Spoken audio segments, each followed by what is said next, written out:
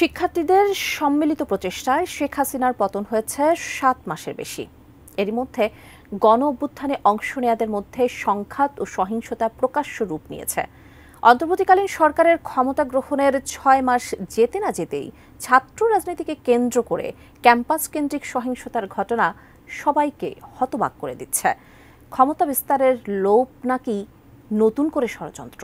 হঠাৎ কেন এই বিভাজন? মোহাম্মদ সোহাগ বিশ্বাসের রিপোর্টে বিস্তারিত।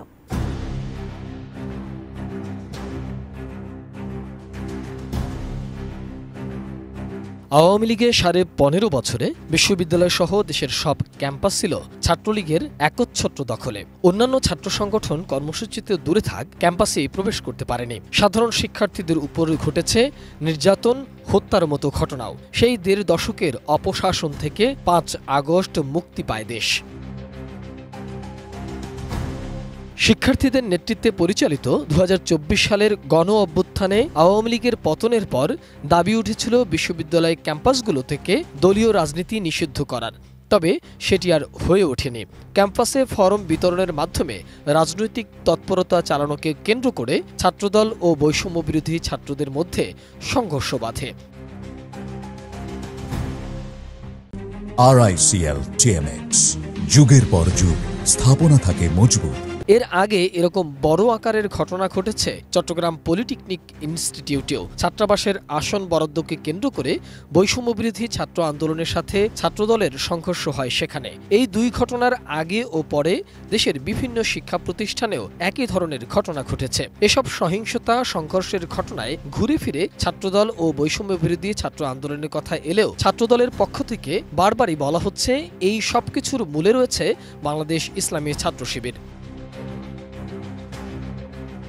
আওয়ামী লীগ ও এর সাথে সম্পর্কিত ছাত্র সংগঠনগুলো ছাড়া প্রায় সকল ছাত্র সংগঠন একযোগে ছাত্র জনতার গণ অভ্যুত্থানে শামিল হয়েছিল। কিন্তু সরকার পতনের কয়েক মাস যেতে না যেতেই বিদ্যমান ছাত্র সংগঠনগুলোর মাঝে কোন্দল বেড়েছে এবং বাড়তে বাড়তে সেটি সংঘর্ষেও রূপ নিতে দেখা গেছে। বর্তমান সময়ে সক্রিয় প্রধান 3 ছাত্র সংগঠনের সাথেও দূরত্ব এখন স্পষ্ট। বিবিসির এক প্রতিবেদনে বলছে, এতদিন বৈষম্যবিরোধী ছাত্র আন্দোলনের প্ল্যাটফর্মে বিভিন্ন সংগঠন তাদের পরিচয় গোপন রেখেছিল আন্দোলনে শামিল হওয়ার জন্য। কিন্তু যখনই শিক্ষার্থীরা একটি দল তৈরির ঘোষণা দেয়, তখন থেকেই ক্ষমতাকে কেন্দ্র করে বাড়ে দ্বন্দ্ব, চলছে সংঘাত। পাশাপাশি সংঘাত ও সহিংসতা তো চলছেই।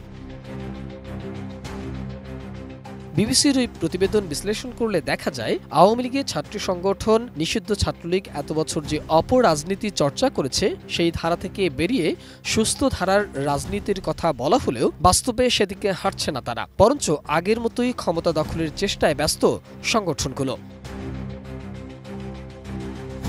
মোহাম্মদ সোহাগ বিশ্বাস, এটিএন নিউজ, ঢাকা।